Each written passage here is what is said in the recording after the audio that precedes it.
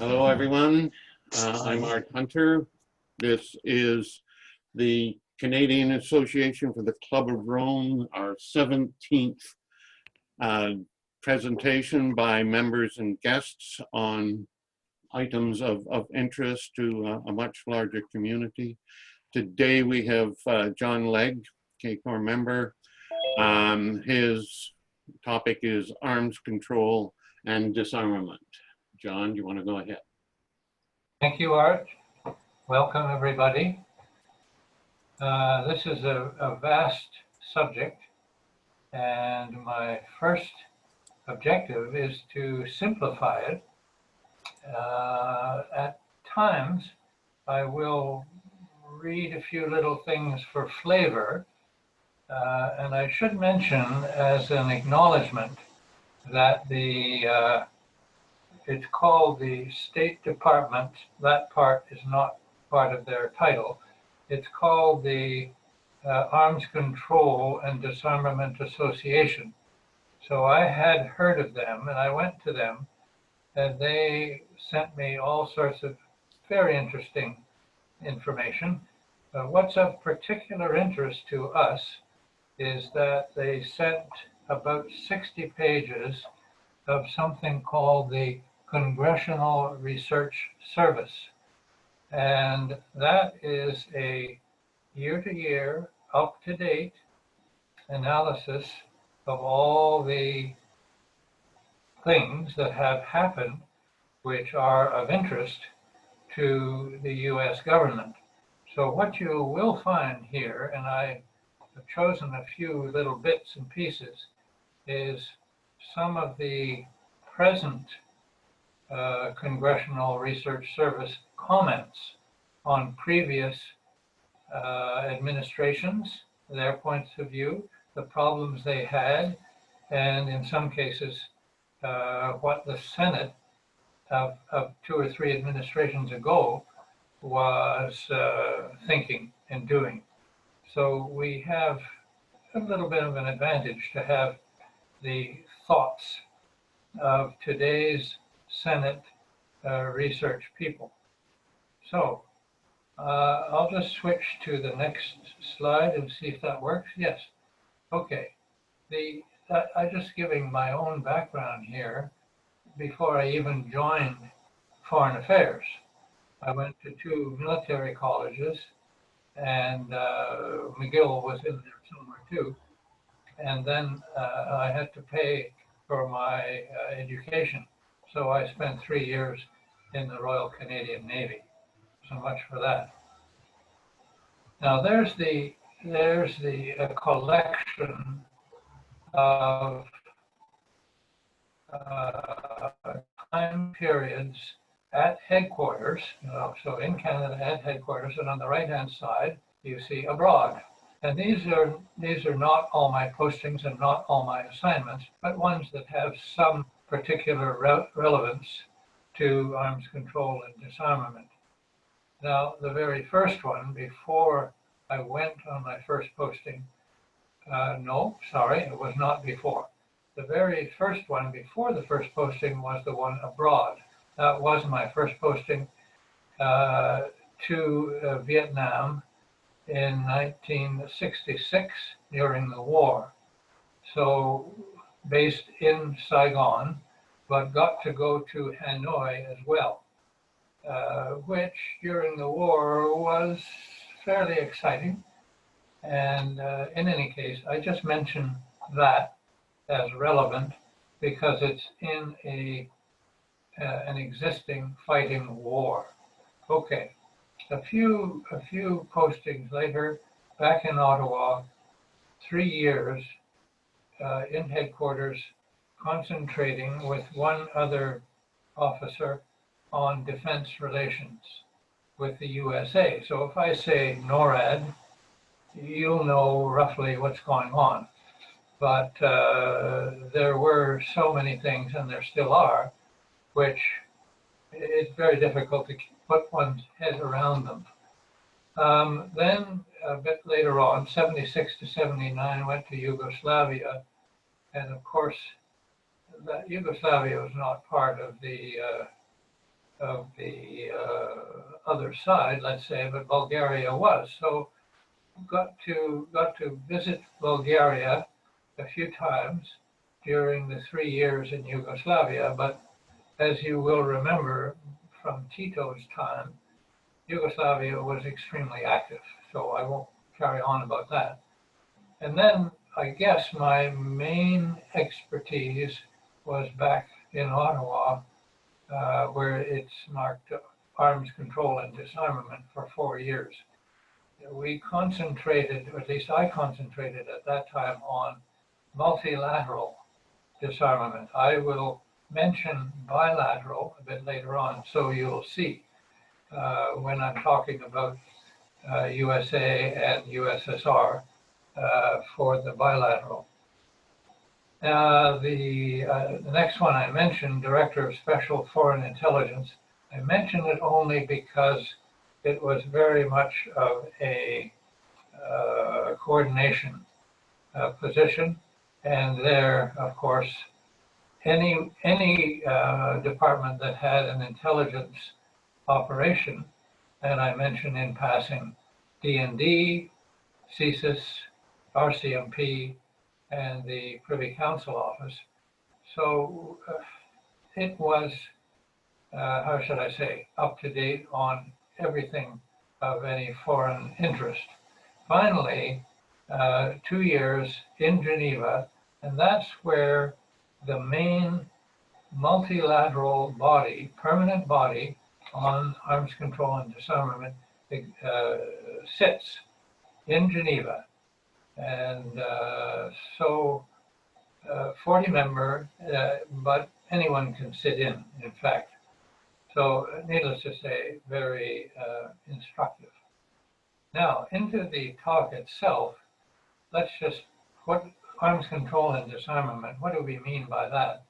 Well, there are two parts to the phrase. The disarmament part is the reduction part, or elimination. Purists will say, well, disarmament means to get rid of all weapons. Correct. But as we know, in many cases, we have to do for second best, which is reduction. Now, arms control is where we get into a bit more the technical stuff. As I say in the 3 bullets there, a lessening of the risk in the use of the weapon in question, or constraining a part of a weapon system. For example, fissile material, and those of you who know their nuclear stuff better than I do, know that that's the part that you use for the nuclear weapons. And it can even mean, and we did get into that, a lessening of the suffering involved in the use of a weapon. That talks really more about the law of war, but anyway, not so much for that. Basic thoughts. Well, why do we ever get into arms control and disarmament? Is because we, as a species, for security, and one of our main ways is to produce weapons, or has been to produce weapons of more and more destructive power. And another form of this search for security has been to increase defense expenditures to take over even greater proportions of society's expenditures. However, more basic thoughts. With the advent of nuclear weapons, it became obvious, it snuck up on everyone, that we could wipe ourselves off the surface of the earth. And then this is thanks to John Holland. He has jumped immediately to the main advantage of arms control and disarmament. But you can imagine, if you're in the process of negotiating down weapons on both sides, you can actually save money. And if you can increase your country's security by spending less, well, that's the best of all worlds. And so it took me some time to realize the great advantage of arms control and disarmament. And finally, this slide, it shows a very important part of any agreement. and that's the verification arrangement. If you, as a partner in the negotiation, cannot be absolutely sure that the other side is honoring that agreement, then it's really not worth very much to be negotiating. And that's why the very last bullet is perhaps the most important one, that if you have a good arms control and disarmament agreement, it should increase the confidence among the parties involved. If it doesn't, it's not doing its job. So now we get into the first of, I guess, three categories. The first one is the historical record of the two first real disarmers. And in that case, it's the USA and the USSR. So I'll just go through some of these terms that some of you will know already. SALT 1 really stands for, as the line above that says, Strategic Arms Limitation Talks or Treaties in the end. And the point is that it was not reduction, it was limiting the growth. And we'll get into what they limited the growth about. So the talks began in 1969, and there were two agreements. And the second underlined one is the Abm Treaty. So I just mentioned that the first and second ones really were concentrating on three types of weapons. So ICBM, that's Intercontinental Ballistic Missile, and the first limitation, hard to believe, but the numbers were 1,054 launchers, USA, and the US was happy enough at that time to go along with 1,600 and some from the Soviet side. Okay, so those are the big launchers all over both countries. And then, of course, you had the more secretive ones, the SLBMs, submarine-launched ballistic missiles. And those are the ones which give the most problems. And finally, the old threats, that is the bombers. And the bombers, of course, take hours to get over from one superpower's territory to the other, whereas the missiles, intercontinental missiles, are over in minutes. So hence the real need to get a handle on these very dangerous weapons. Now the Abm Treaty, what's that all about? Well, this is a very interesting thing because, and I'll skip ahead to a comment in the State Department's write-up, the Abm Treaty has been the source of considerable controversy and debate for most of its history. Well, you can sort of see why when I get into it a bit. Abm stands for Anti-Ballistic Missile. Well, the two superpowers agreed that each side could build two launching sites. One to shoot missiles to intercept the incoming intercontinental ballistic missiles, to shoot them down. One launch site was permitted to be at the location of the capital city, and the other one was to protect one ICBM launcher. So here you have two agreements signed, one limiting the numbers of offensive weapons, and the other allowing each side to build a number, by the way, in these launch sites. What are the numbers? They're way up. 100 ground-based launchers for Abm interceptor missiles. So two sites. So you can see how the interplay of those two together could, in fact, cause a real controversy, as apparently they have. So let's go to the next one. Clinton and Bush years. It looks as though it's sort of jumping ahead, but there's a reason for that. The main reason is because that's what the State Department has organized it as, and they move past and back, past and back. Okay, well, I'm halfway through apparently. Okay, the point there is that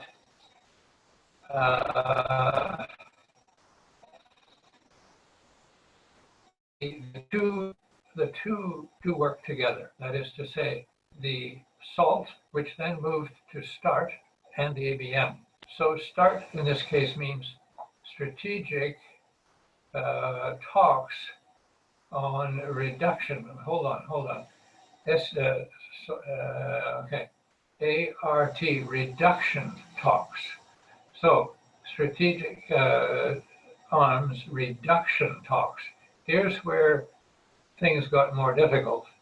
But they got more difficult in two senses. And quite frankly, I found, as I was going through all this, to be extremely complicated.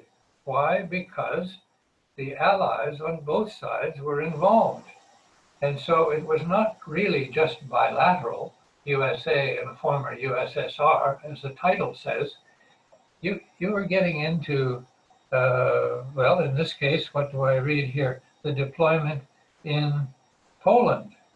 And the US had completed deployment in the site in Romania. Whereas on the Russian side, you had Poland and the Czech Republic being involved. So you can see how things got very complicated. And finally, I will just jump ahead to this one here. I mention it because the New START is the title given to the talks under the Obama administration. And I have here a note that the implementation of the New START has been in effect for 9 years. So you can see how long this has been going on. The New START is scheduled to expire on February 5, 2021. Well, the present chair of the U.S. Strategic Command has put forward some reserves to President Trump about what's going on. And I mentioned he and others have noted that Russia appears to be developing new kinds of long-range nuclear delivery system. So you can see there are clouds on the horizon, and other people here have mentioned within the administration that the New START should be put aside, and new talks started involving USA, Russia, and China. So you can imagine even more complicated. Now, the second category, multilateral nuclear, as opposed to the bilateral, which all the first part has taken care of, has covered. So the top two underlined because they're the most important. The Non-Proliferation Treaty. You've heard on and on, over and over, proliferation is a bad thing when it comes to nuclear weapons, and that is certainly correct. Now, I just talk about a few statistics here. So, where are we? Yes. The Non-Proliferation Treaty is unique in its near universality. So if you keep in mind 195 countries exist, it says here that, I should have that figure in my head, but I think it's something like 185 here. Oh, yes, sorry, here we are. The treaty currently has 191 states parties, out of 195. So you see, it is near universality. And I mentioned right away that it is complemented by something called the IAEA. It's a large specialized body called the International Atomic Energy Agency, and it deals with safeguards, 2,500 staff. And what's that all about? Well, that is the police body, the international police body, dealing with the Nuclear Non-Proliferation Treaty. If I say NPT, I mean Nuclear Non-Proliferation Treaty, or just Non-Proliferation Treaty. Try not to lapse into that. Okay, now, what does that mean? It means that there is a pledge within the treaty, a pledge by the 5 nuclear weapons. You know who they are: USA, USSR, China, France, and the UK. A pledge by the 5 nuclear weapons to work towards getting rid of nuclear weapons completely. Well, it's not going to surprise you if I jump to a commentary by the Congressional Service. What does it say here? This is an understatement. Many non-nuclear weapon states, because those are the majority of the parties of the NPT, many non-nuclear weapon states have often expressed dissatisfaction with the apparent lack of progress towards disarmament. Well, no kidding. But let's just recall some of the, how should I say, problems. 3 nations that have not signed. Now, by the way, there are the 2 steps to being a party to a treaty. There's the signing and there's the ratification.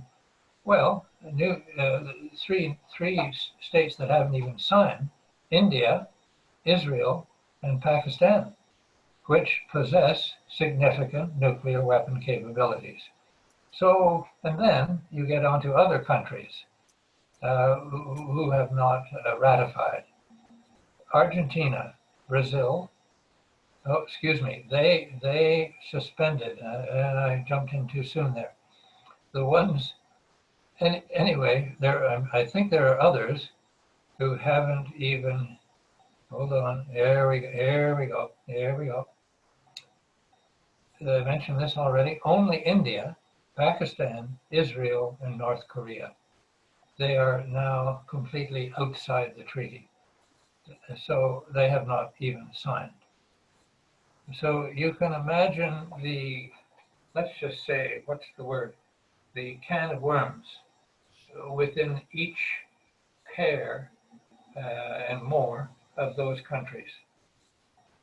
So just to look at the IAEA for a moment, you will recall possibly that the head of that organization, Hans Blix, had a real problem looking for weapons of mass destruction within Iraq. And interestingly enough, never found them. Hans Blix was ordered, I forget by the name of the President of the United States at the time, to find them and report back. And he said, with a certain amount of diffidence, well, I don't work for you, sir. I work for the IAEA. Anyway, but I won't get off on a tangent too much. So, but that is, without the police body, the NPT, Non-Proliferation Treaty, wouldn't really exist. And then the last one under the Multilateral Nuclear comes the Comprehensive Test Ban. That's the one that's been signed the most recently, 1996. And so what's that all about? That is to ban testing. So the thought behind that, of course, was if you can ban testing, you can ban the temptation to make nuclear explosions more sophisticated, and so on. So that is the reason comprehensive is there, is that this is a ban, and it, by the way, does monitor all these different environments. So no testing underground, and that's the sneakiest part. No testing in the atmosphere, no testing underwater, and no testing in outer space. So you can imagine, what do we have here? I'm trying to think of the number of monitoring stations, quite a number, and how should I say? I should say on the positive side, there are quite a few countries who have signed. However, within the Senate, let's just give one little piece of flavor here. The Senate rejected the treaty by a vote of 48 for and 51 against in 1999. Now that's gone on to be worked on since then. So the numbers here, for the treaty to enter into force, 44 states have to ratify it. Well, that's ratification. As of 2020, 184, remember, out of 195, they've signed the test ban treaty, and 168 had ratified. But of the 44 required nations, and you'll see why they're required in a moment, 36 have ratified. And of those, 3 have not even signed: India, North Korea, and Pakistan. And you can see the interplay among those. And another 5 have not ratified: China, Egypt, Iran, Israel, and the United States. So you can see, is it a logjam? Well, no one's going to admit that it's a logjam, but it's in a very difficult situation right now to increase the numbers on that test ban treaty. Finally, I've come to this one. It's called conventional. So this is the third category. The first was bilateral nuclear and multilateral nuclear. Now we're talking about conventional. Well, chemical weapons is the only one underlined because Canada has a specific, special relationship with that one, and you'll see by the next slide. During the First World War, Canadian troops were attacked by German troops using chlorine gas.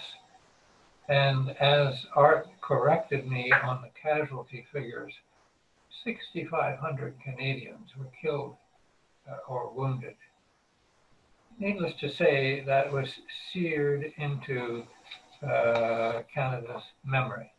And that's why, well, not because of that, but because of the horrific attack came immediately this chemical weapons agreement in 1925.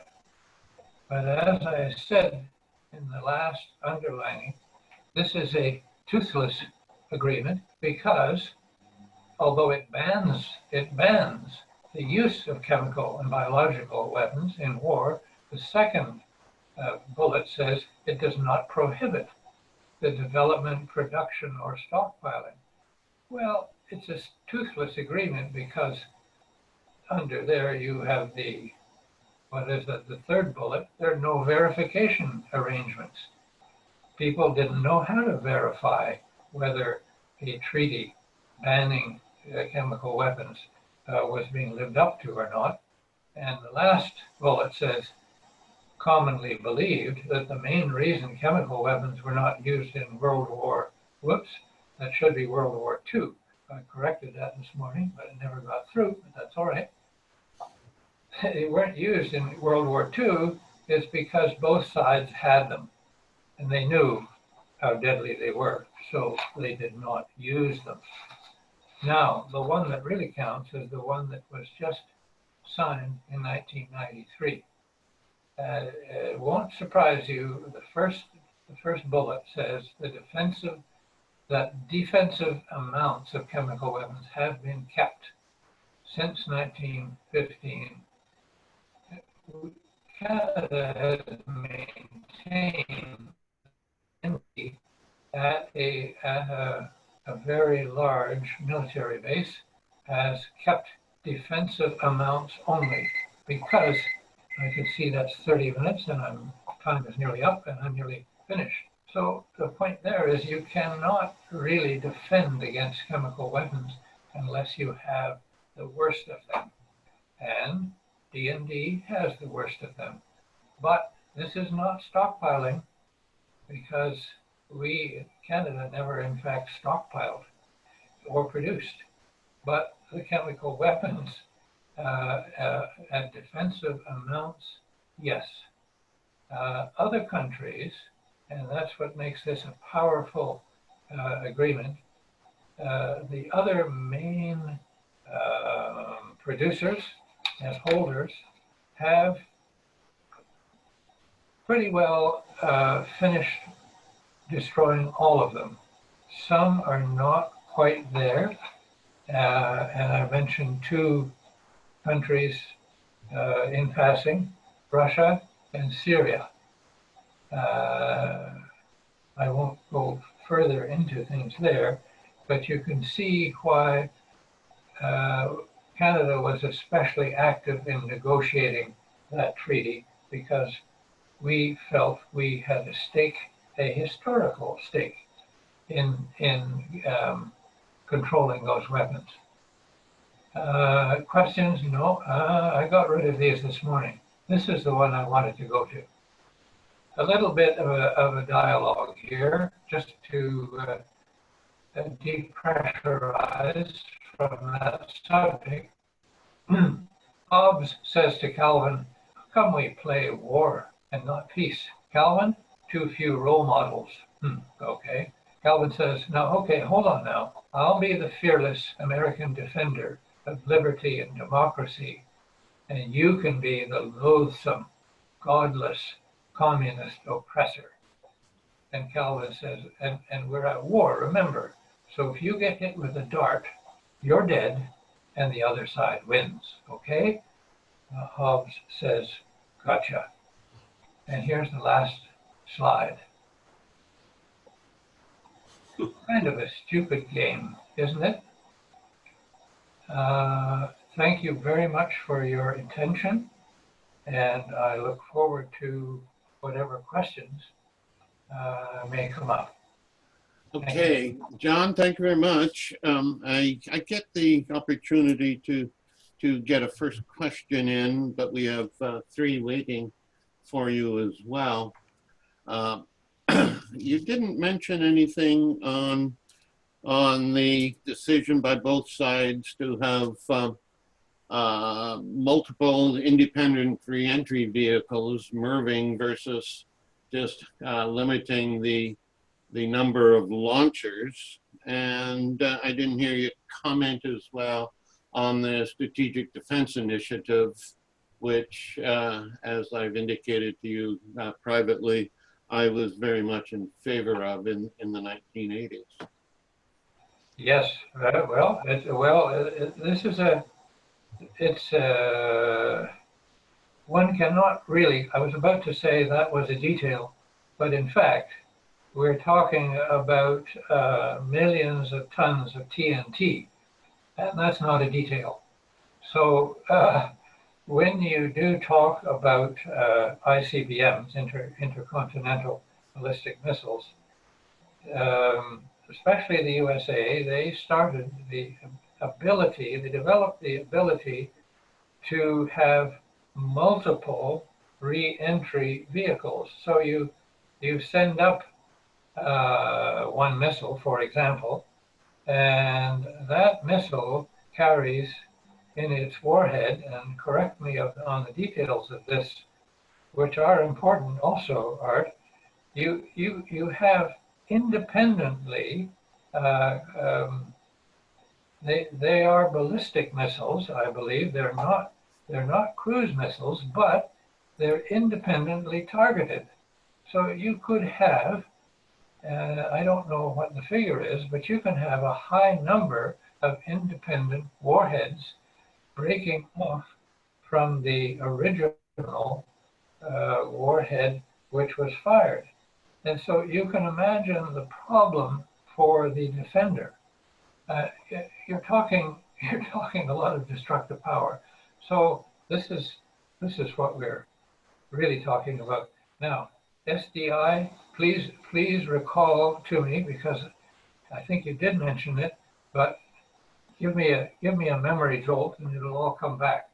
Okay, that's the Strategic Defense Initiative, whereby the U.S. was trying to outspend, under the Reagan era, outspend the USSR and trying to bring some form of reason to this mutually assured destruction, which seemed to be the only thing that was holding any nation from attacking another one.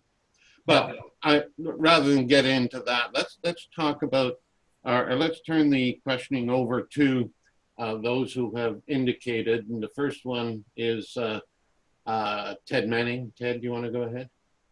Well, I just mentioned the term mutually assured destruction when you got very, very soon after you got into this, because it struck me as it's a tactic. And as you noted regarding the chemical weapons in the First and Second World Wars, which is also, in a sense, a mutually assured destruction notion. And I liked best your cartoon. It appears to be a not too well understood tactic, and I wondered if you would like to comment on it. Well, as the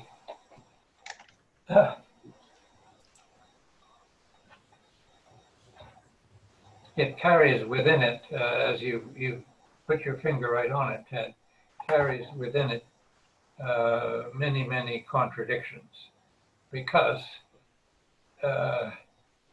it's not assured. But first of all, in theory, on the surface, if each side has incalculable, I mean, it is calculable, but we're in the, as I said before, millions of tons of destructive power, you can wipe each other off the surface of the Earth. So you can say, look, it's mutually assured. So why would you get into it? But then, as part of the very first set of agreements bilaterally, you have the ABM, the Anti-Ballistic Missile, which says, no, hold on. We're going to let each side take care of or shoot down a number of those destructive vehicles. So it won't be completely assured. But, and worse than that, of course, on an ongoing basis, you have, and here I'm, in theory, switching subject, but not really, because it was Eisenhower who said, beware of the industrial military complex. So you have within our species the idea of security and also of power, and so you're really talking politics. And so you're talking nuclear powers, and why have they not given up their nuclear weapons? Because they don't want to. These are weapons of power, and this will take, how should I say, a revolution in thinking to be really, for nuclear powers to really give them up. And now I suspect you were thinking of something even more sophisticated, Ted, so let me have it. Well, I was thinking, really, in that case, why would you allow ABMs to only be put around the capital? Because that's the guy on all sides who has his finger on the button. So it seems to somewhat diminish the disincentive to press that button.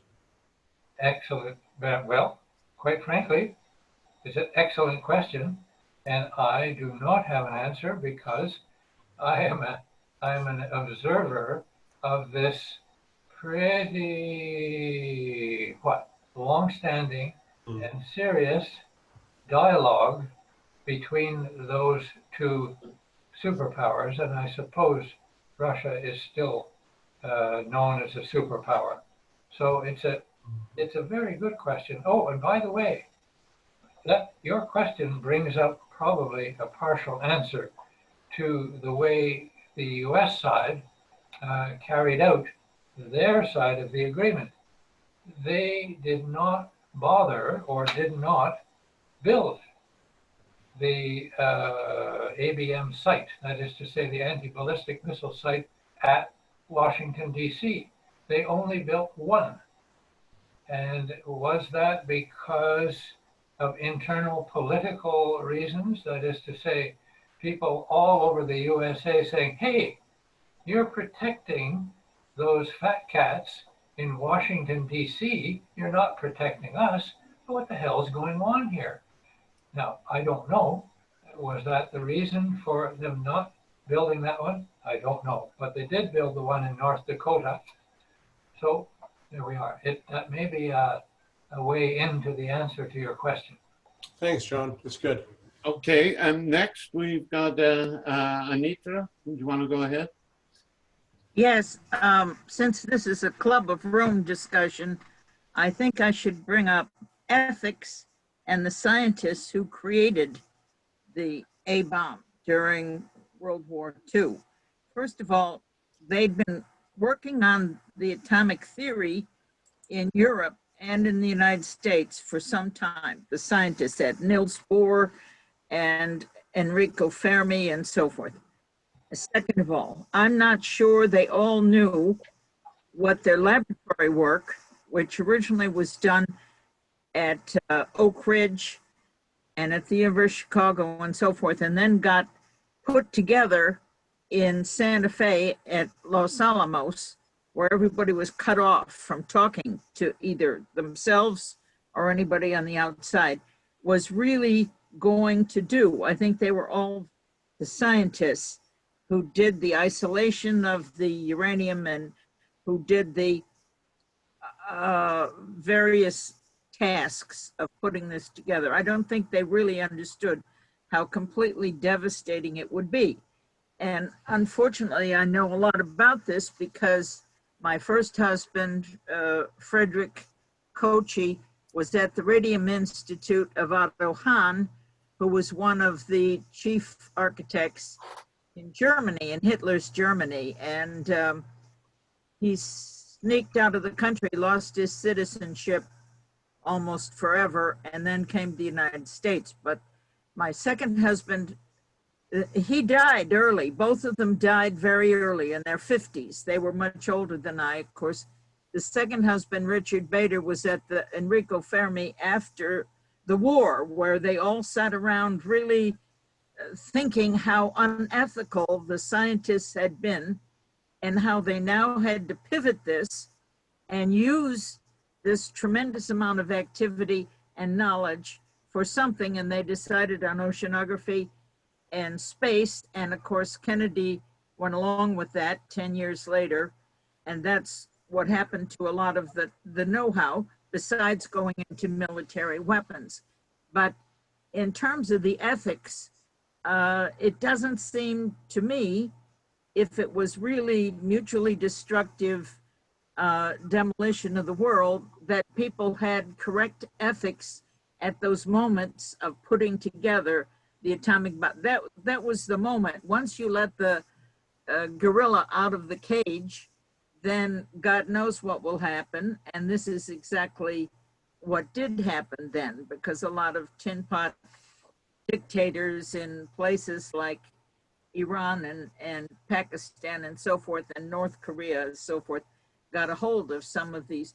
But the original scientists, I think, were kept partly in the dark, and second, their imaginations and paradigm wasn't large enough. And number three, they had no idea when it was militarized that it would actually be so completely destructive to the earth and its creatures.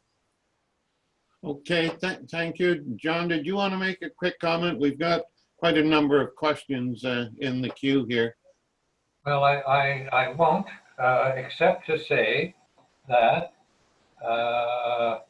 once this momentum got going, I have a feeling it, and you know more about the history, Anitra, than I do, but the fact of the matter is that we know how all this started. And then there was a debate, I'm told. How does one convince the other side to stop fighting? And there were various ways to do that. And one, of course, was to send troops across the Pacific, island to island, etc. And we know the decision in the end, and we know what the explosive power was. But we also, I mean, let's face it, at the very top, these secrets were not really held, right? The people who were deciding on letting the two explosive devices, bombs, go, had some idea about the destructive power. But there's no point in going into too much time on that. Okay, enough. Sorry. Okay, thank you. And our next question or comment from Vic Buxton. Go ahead, Vic. Thank you, Art. Yeah, my comment is about the efficacies of treaties in general, and in particular, some observations on these really, really important treaties. First of all, as a person that's had experience negotiating several treaties, I'd like to make clear that signing and ratification, signing is analogous to getting engaged, whereas ratification is analogous to getting married. To sign a treaty simply means that you are present, participated, and me as a plenipotentiary with authority to represent the government can in fact sign. That's all it signifies. It's not, ratification means you've taken on the terms, consequences, and every other aspect, and it usually means has to be approved by the leading government body at home and then signed in New York City or some other area like that. The second point I want to make is entry into force.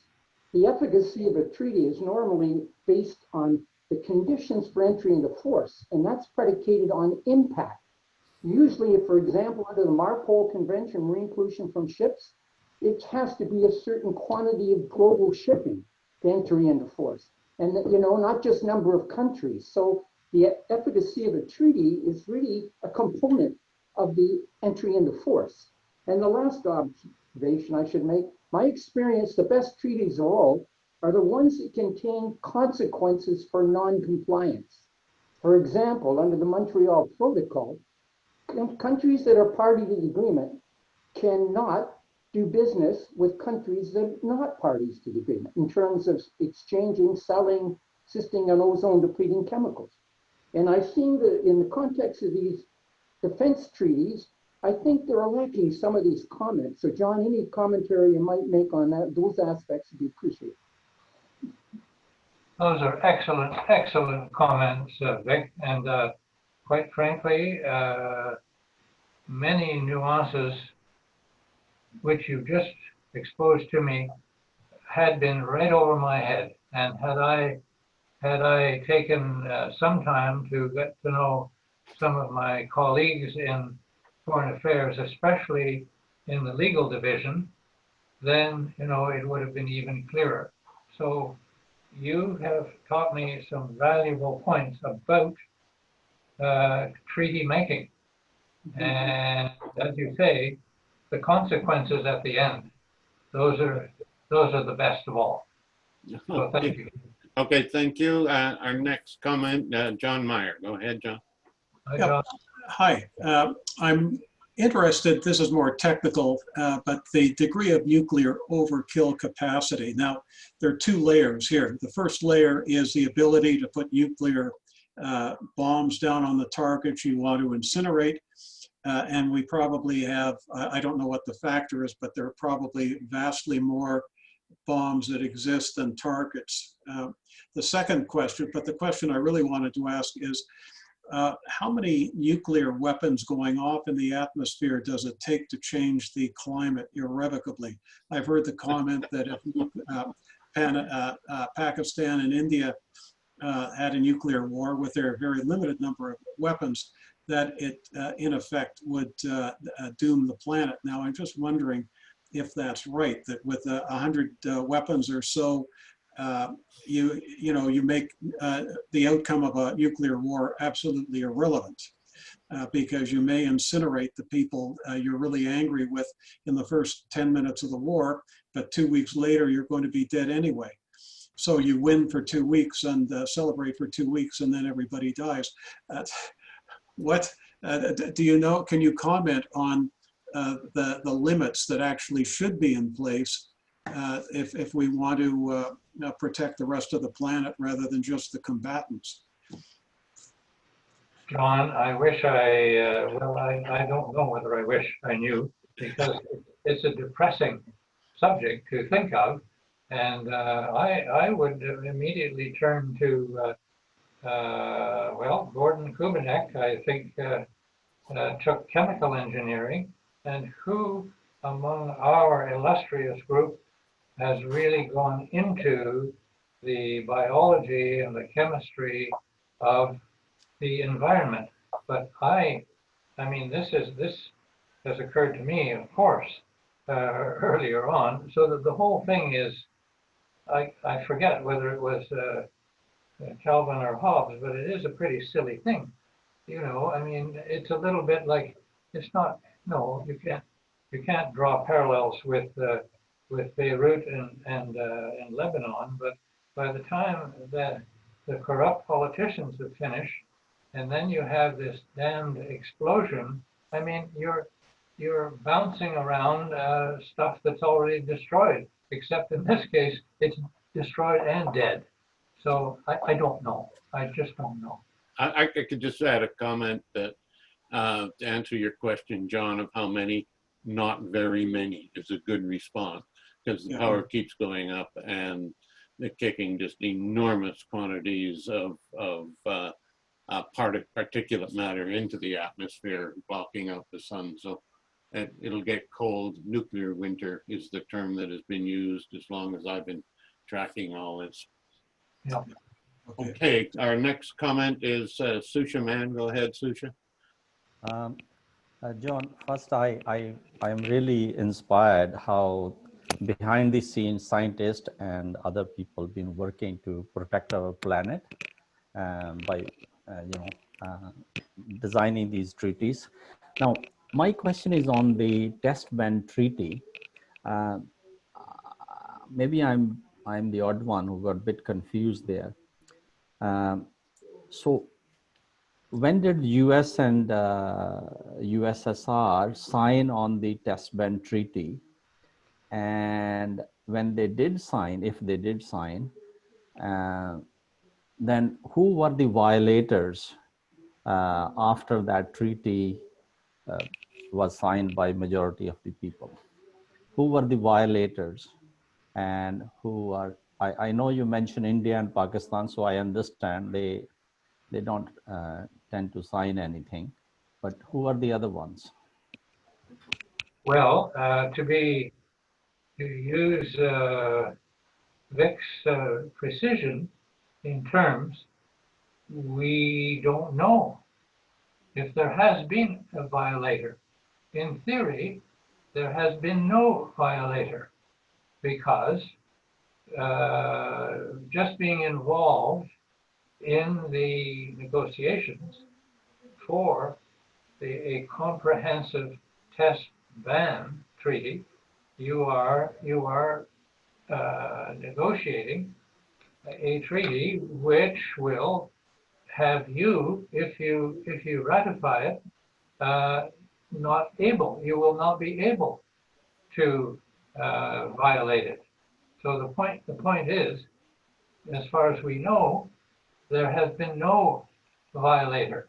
You see, as I mentioned, the underground business, you can actually imitate an earthquake with a nuclear blast.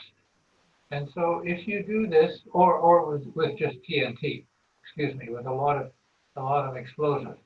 So you can actually fake by hiding a real nuclear test, you can fake no test. So you can camouflage it. And that's the idea of that's why seismologists were very, very involved in this negotiation. But unless I may have not understood your question, but there has been no violation of that treaty since it was signed. So am I right? It was signed in 99? What did I say? That sounds about right. I should know. Okay. So am I right to say that US has signed it and USSR have signed it and other permanent security member other than China signed it? No, I don't think so. You see, as the light that went on in my head immediately was Israel. Okay, here we are. 5 have not ratified it. Now, just remember it's a fine point, but it's an important point, the one that Vic made. If you sign the treaty, it means you've been involved in the negotiations. Okay, doesn't mean you've made a commitment, but it certainly gives the idea that you're prepared to make the commitment, but you're involved. Okay, so it's only when you ratify that you're actually married to the treaty. Okay, and who do I see here in the list of the 5 who have not ratified? Israel.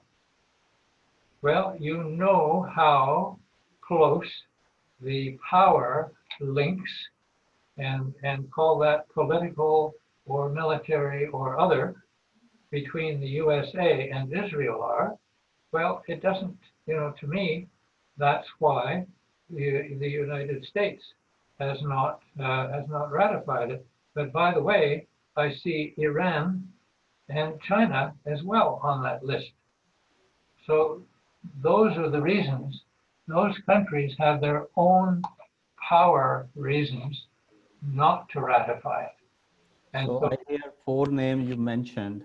I didn't hear about Russia or China. Russia has not desisted. They have not stayed away, apparently, from ratifying it. So Russia has ratified it. And China? What did I say? No. No. Okay. Okay. It's complicated, Susha. We can go on counting these numbers. It really is some confusion. Let's move on. Paul, you're next. You want to go ahead? I've got some experience. I actually used to work in nuclear weapons when Canada had them in the military. And my concern is about treaties. We certainly spend an awful lot of time on arguing the technology and the treaties and the signatories of treaties. When at any given point, any country can withdraw from them or virtually do what they like. Treaties certainly are a framework and certainly are some expression of sort of global will with regards to this.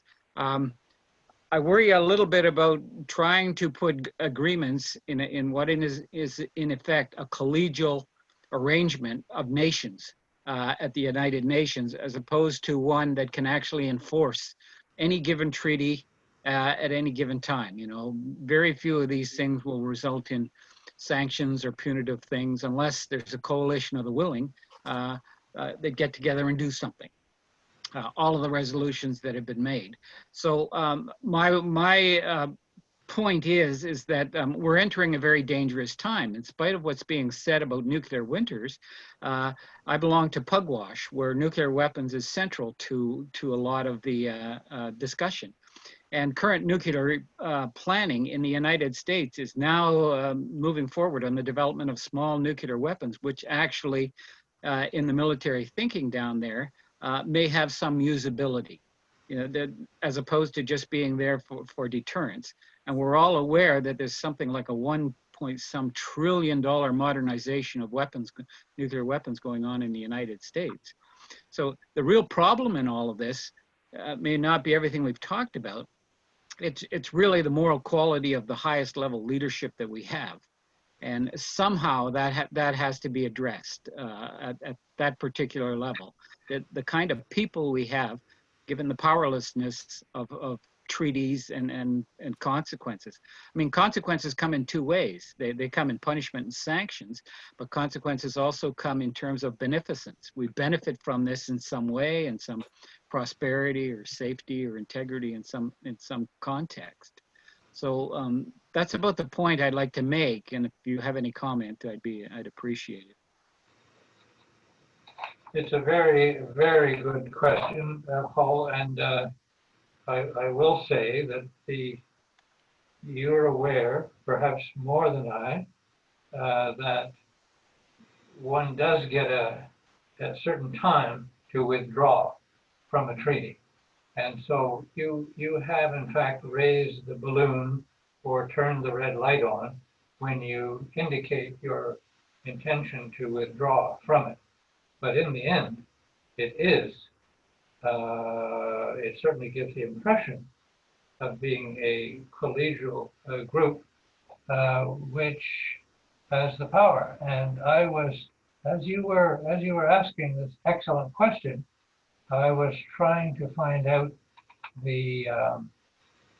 what Obama said, and he said in one of his very relevant talks, had to do with doing away somewhat with the impression that the nuclear weapon states had the power and they weren't about to give it up. He didn't say it that bluntly, but he did say it. And it's the reality. So there's no question about it. We're talking power politics here, and we're talking human behavior. So if there's a way around it, I know the good work that Pugwash has done on this, but right from the very beginning, I forget who it was. Was it Einstein? Anyway, the initial shock at the explosive power of the first, I guess, atomic as opposed to the nuclear. Anyway, That was Oppenheimer. Oppenheimer was it? He was quoting an Indian philosopher, I believe. How That's right. He had been turned into what? The devil. Anyway, I've become the destroyer of worlds. there we are. I mean, this is anyway. You're touching on the core problem, and in the end, a philosopher or a psychiatrist. A psychiatrist, I guess, would be the better answerer of this question, because it deals with human behavior. And I've taken my own courses in psychology, but they don't qualify me to answer this question. Okay, let's move on. And we have Taha Zaidi. Go ahead. Hey. See you. Hello, John. Thank you for the very informative lecture, man. Always a pleasure. Just had a quick question in terms of missile defense proliferation. So we always talk about like the proliferation of nuclear weapons, but now I guess we're also seeing the proliferation of missile defense systems to, for instance, countries like India, even the Chinese, so on and so forth. So how adversely do you think they'll impact arms control as a whole? Will it give, like, I guess, new impetus to the development of nuclear weapons? I mean, like Paul talked about, the Americans are working on tactical nuclear weapons. Will it accelerate developments like that? What do you think? I'd be curious to hear your thoughts. Could you just zero in a little bit more on Yep. the key words? That is, I think you said middle defense. On missile defense, yes. So, for instance, traditionally, I mean, even we were talking about like with the ABM Treaty, Right. the idea was to have perhaps like localized missile defense, right? In the sense of, okay, we would, you know, have one in say Moscow or in DC, or I guess not in DC. But now at least countries are starting to field systems that are deliberately sort of, you know, designed to shoot down ballistic missiles, which reduces the deterrence factor, you know, like reduces the whole mutually assured deterrence thing, right? In the sense that a country can think, oh, okay, we can strike and kind of feel more protected from retaliation. So do you think that'll give further drive to the proliferation of nuclear weapons, you know, further developments? What do you think? Well, I will say that I think my own views are not particularly informed. I'm going to be a bit unfair and turn to Art Hunter, who also was in the armed forces. And the point is, what we're really talking about here is numbers. And then we get into the silliness that John Meyer was talking about. I mean, how many layers of radioactive rubble do you want to get into? And really, if you are talking about 1,000 ICBMs, I really don't think that any great assurance would come to any person who had the finger on the button of the anti-ballistic missile, who was counting on shooting down all of those from the other side. Art, any feeling about this? Well, the whole environment of nuclear deterrence and how one can defend yourself is rather than MAD says, I'm going to lay on my back and let the missiles come down at me. Whereas the movement behind the Strategic Defense Initiative and the ABM was to say, look, we don't have to behave that way. We can defend ourselves. And that opened up a whole new world of possible weapons and locating weapons in space and all sorts of high technology. And this really quite terrified the world. And because of, you know, one thing which was absolutely clear was if you did have any number of nuclear explosions in space without anything hitting the ground, you augment the Van Allen belt, which means it locks man on the planet, because it'll be so radioactive, even a launch vehicle going through up to the space station wouldn't survive. Nobody'd survive. So there was a lot of discussion that went on with regards to that, and the whole defend myself has changed quite a bit, and hence all this proliferation of other talks of starts and just where we're going, and as others have pointed out, the confusion of ratification, etc. I think this is an ongoing issue where there's, in my mind, there's certainly no simple answer to any of it. Thank you. I don't know if that's of any use. But... No, 100%. Thank you. 100%. Okay, I guess I've diverted a little bit. Next one, Van Hudson. I'm sorry, Van, I didn't get you to unmute and to start your video. Okay, I've got my video on. Okay. All right. There we go. Okay, there we go. Okay. Oh, right. Hey, I'm from the U.S. Association, Art, and thank you guys for inviting us to this session. It's been really interesting. The history of mutual assured destruction dates back to the legacy of Curtis LeMay, who used attacks on population centers, particularly in Dresden and in the firebombing of Tokyo. And this was the precursors to what we finally did in Hiroshima and Nagasaki. And a lot of the strategy in the early days of nuclear weapons was to look at cities as things to be attacked. And we didn't have any, the bombs and the missiles were very inaccurate in those days. So, but if all you wanted to do was hit a city, that was duck soup, nothing to that. Yeah. So that is how a lot of that got started.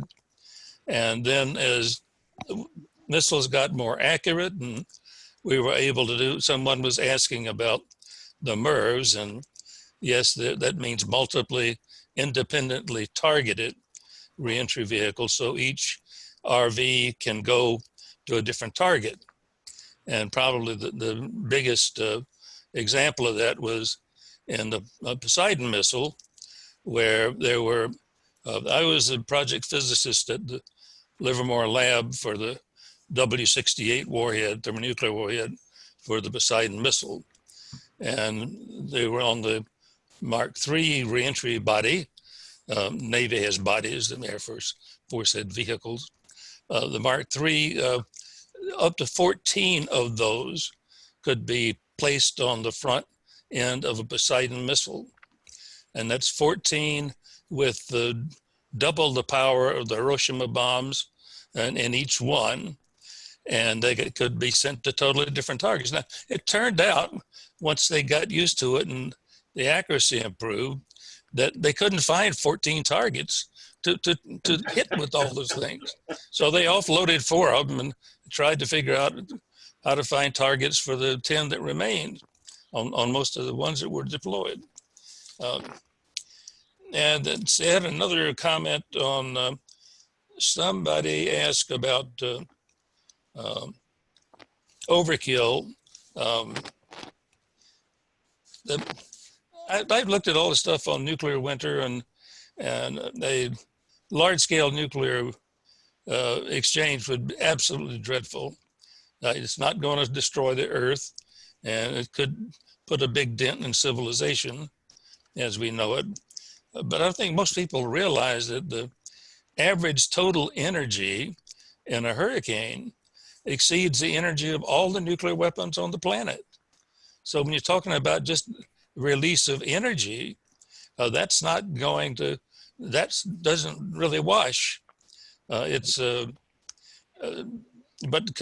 back to mutual assured destruction, the other comment that, since other people have talked about defensive missiles, if you are shooting down something coming at you, you're not going to drop it on somebody else. And if the same arguments are used in countries that try to have civil defense programs, which Russia has a very big one. Switzerland requires a nuclear blast shelter in every dwelling structure. I'm not sure many people know that, but this isn't a fallout shelter, it's a blast shelter. That's concrete doors 3.5 feet thick. And that it's because the Swiss plan to be around, even if they're the last ones on Earth. But they, I was part of, for many years of the University of, well, it was actually Caltech and the Rand Corporation had a Ford Foundation grant for something called the California Seminar on Arms Control and Foreign Policy. And I headed up a working group for that group for about 10 years. And I'm very much in favor of doing whatever we can to control the further proliferation of nuclear weapons and, if at all possible, dent the capability of North Korea or Iran to keep them, keep the lid on them and their potential use of nuclear weapons. So, one last one, small yields, not a good idea. You can't hit anything. If you got a battlefield weapon of 1 kiloton, you can use it to kill a tank. maybe a platoon, but not you're not going to wipe out a tank company with 1 kiloton. Okay, John, any comment?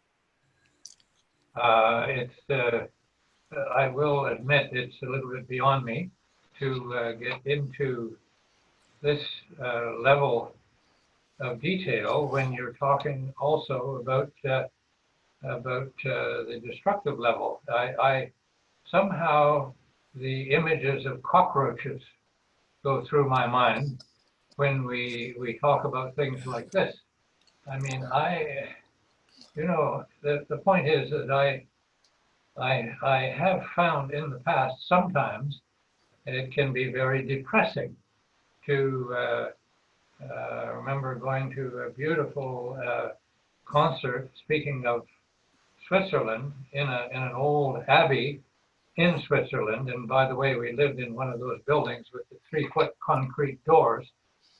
But I found myself very depressed as I came out of there, because we're talking about all the creativity, all the beauty, all the concordance, all the melodiousness, all the positive things that we are also talking about destroying. And so that's why when you talk about limiting this, that, and the other of the destructive, I mean, I'm with you, but the challenge is how to deal with human behavior.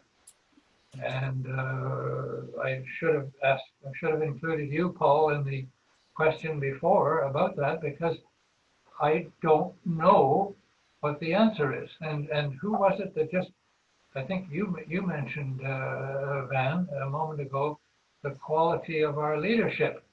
I mean, let's not get into that and look south of the border, right? So anyway, I better not carry on. I will just start venting.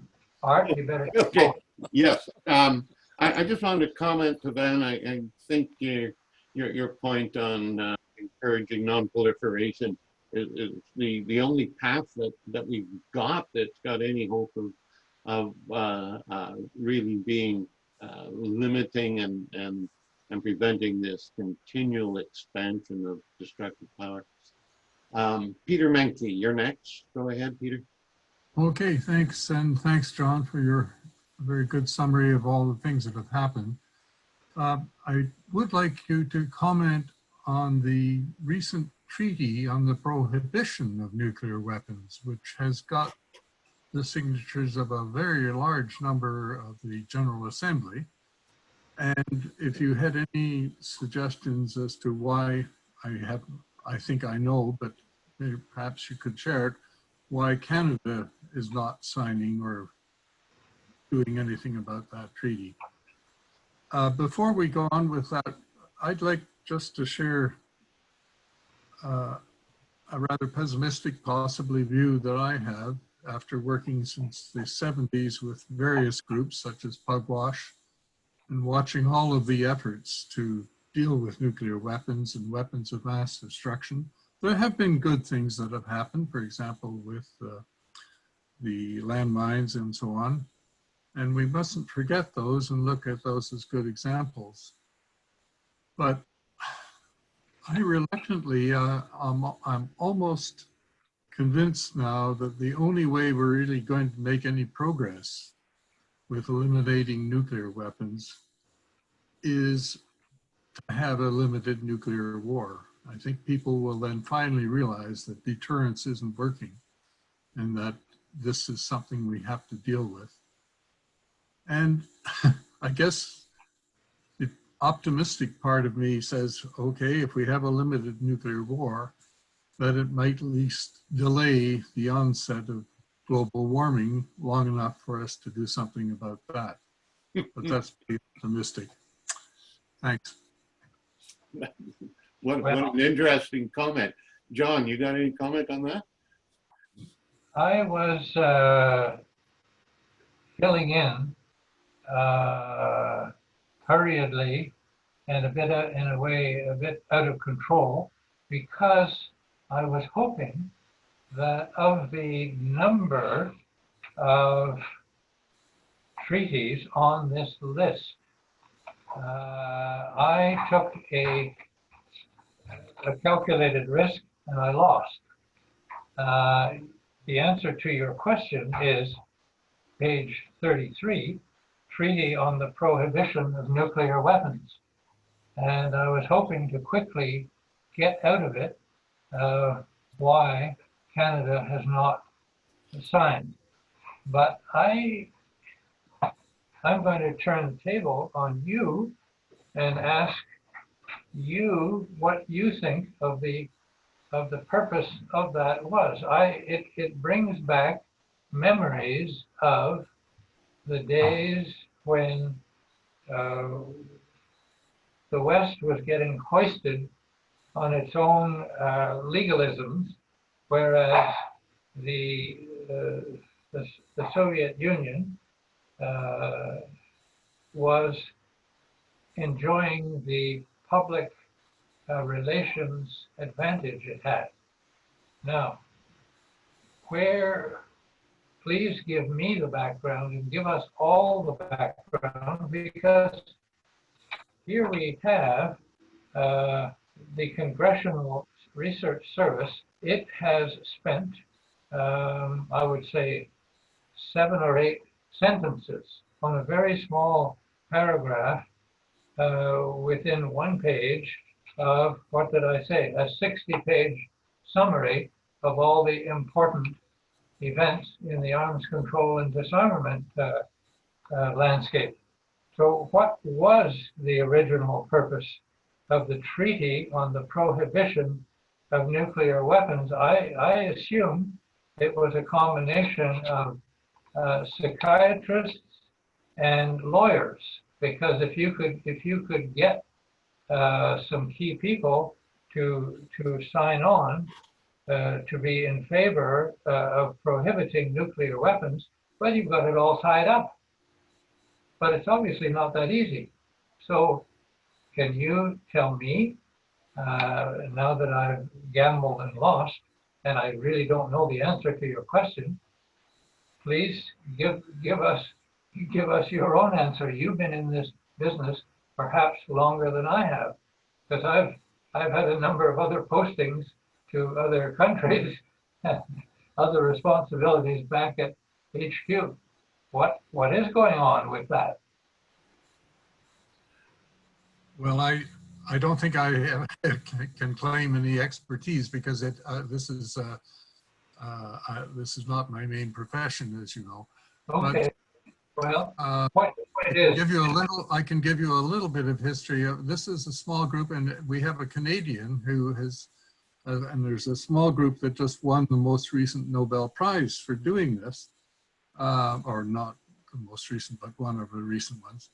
And they worked very, very quietly. I've forgotten the exact initials, IPCC or something, but they worked with the various countries and got each one of them, they worked very quietly behind the scenes, and eventually got the countries to come together and start to support this idea of a treaty. And it eventually got the signatures of, it was put forward to the General Assembly, and gradually people have been signing on to it. And I've forgotten what the latest number is, but it's a very, very large fraction of the General Assembly that is now supporting this. The ones that aren't are generally those allied with NATO. Only one of the countries in NATO is apparently seriously considering it, and Canada is part of NATO. And of course, that decision by NATO, I guess, has put the onus on its members not to sign it. Okay. Okay. Well, Could we move on? We're running out of time here, and we still have some questions. Could Anitra, can you go ahead, please? Yes.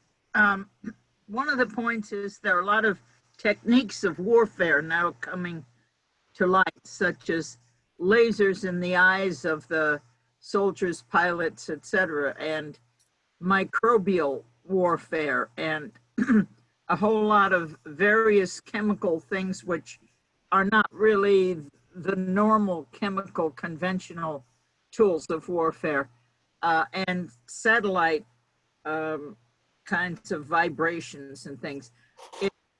Do you see the military having any movement to consider these very new types of warfare and their and treaties or conditions of usage of these new techniques? Well, it's a good question, Anitra, and I do know there's one person on the screen who has done work in another area which has disturbed me, and so well, we know the reasons against things like lasers and pilots and so on, and there are other weapons which are so wide, and I think the word is the approved words are indeterminate in their effects, that they're very, very dangerous. But the one area which has disturbed me, and that is it has to do, and by the way, Peter, we can I've already found a little bit of an answer here, but we won't get off this tangent already. But I'm warning Art that I'm about to ask him this question, and it has to do with reports that, and I made reference to one, it was a U.S. People who were also disturbed with it. Russia has apparently boasted that it can use hypersonic speeds for their own delivery missiles, their own, well, their missiles. The point there is that we're already talking minutes, and we're talking multiply targeted re-entry vehicles. What are they thinking about, Art? That's an unfair question, of course, but I know you have done on the scientific side some work on hypersonic speeds, but it's a little bit beyond me, and quite frankly, I find it quite disturbing that I mean, we're already overwhelmed with the highly moral and stellar reputation of the chief leader to the south of our border, and I apologize for my sarcasm, but if I talk about Russia dealing in hypersonic speeds with the missiles they have, my, this is something to worry about. Art? Okay, I'll just be briefly. Anything that is going to re-enter the atmosphere is coming in at hypersonic speed. So this isn't something new. It's been around ever since ICBMs were thought up. Now, the advancements from what I read are with regards to maneuverability of a re-entry vehicle and how you can control it, and it's sort of like a mid-course correction that gives you the ability to change your target and reduce the amount of time for the people at your target sites to prepare or do anything about it. It's just more mutually assured destruction, and using, some capabilities. I presume all they've really done is come up with some way of during re-entry to be able to prevent the vehicle from burning up, from ablating, because the temperatures are so high, the materials eventually will turn to vapor, and so it means that they can possibly have some means where they're dipping in and out of the atmosphere and giving a chance to cool down and then redirect where they're going with very limited time to for anyone on the ground to react in any way with an ABM of some type. Anyway, let's move on. Well, I can add something to that, Art. Yes. Hypersonic weapons, I think we're not talking about space-based weapons here. We're talking about something, hypersonic glide vehicles and things like that, that can be launched from aircraft. And what the game changer is when you're looking at revolution of military affairs is, it's going to be able to outrun defenses. So as the anti-missile defenses start to build up, you are almost anticipating the evolution of defenses with regards to these missiles. So you're right, the very, very short time to target might be something, but I think the evasion of defenses is probably the key. Okay, and Paul, while you're on, you had a comment as well? Well, I made some comments in the chat, which necessarily not leading to a question on various issues there. One of the things that you talked about was why we didn't get into the ban treaty. And I attended 2 or 3 sessions at Foreign Affairs, and they really struggled to explain it to the group there. And the government explanation was because they thought that putting effort into the fissile material treaty was the best place to go.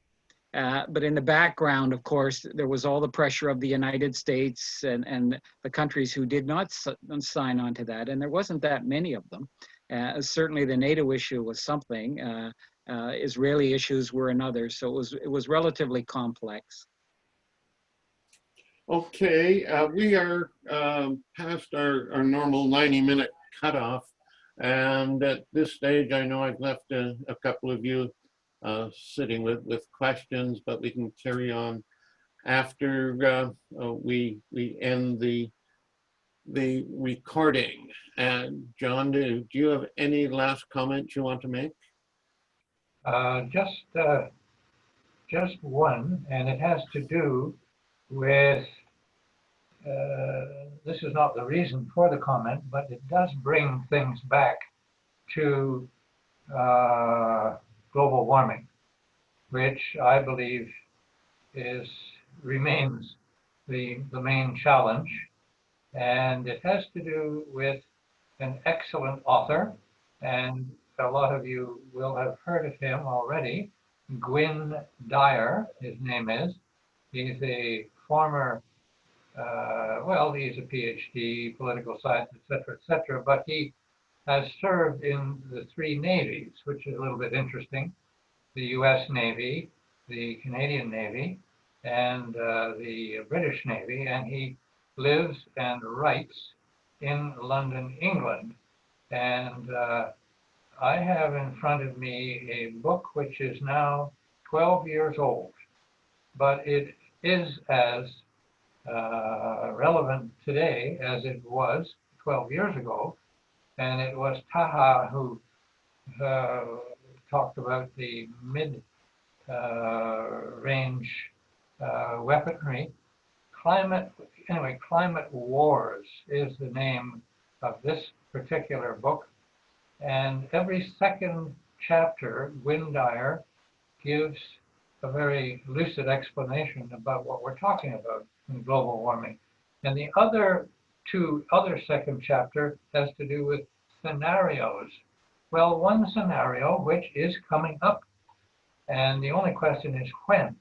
And that is the scenario that he describes, and it's a limited nuclear war, and of course Peter mentioned this as well, between Pakistan and India. And Pakistan finally realizes that their water is going to run out completely, and it's completely within Indian territory. So it is left with a nuclear scenario. And the whole, I would suggest the whole book, that not for fresh reading, but the point is that there is a scenario coming up there. And I don't know what the answer is as to whether this is 5 years from now or is it 10 years. but water will become more of a problem as global warming becomes more of a problem.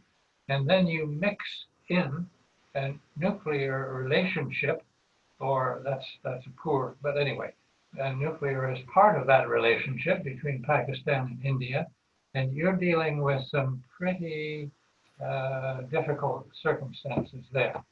So I just mentioned Gwyndair, and he does know his stuff when it comes to climate, but he knows his stuff even more when it comes to international politics. So I recommend him because of his overall ability, but also because of the fact that this will happen within, well, I hope all our lifetimes, but I hope it doesn't happen, if you know what I mean. Anyway, enough of that. I apologize, Art, but it's a recommendation to get your hands on Gwyndair and his writings. And Climate Wars is the name of his book. Okay, thank you very much, and goodbye to all.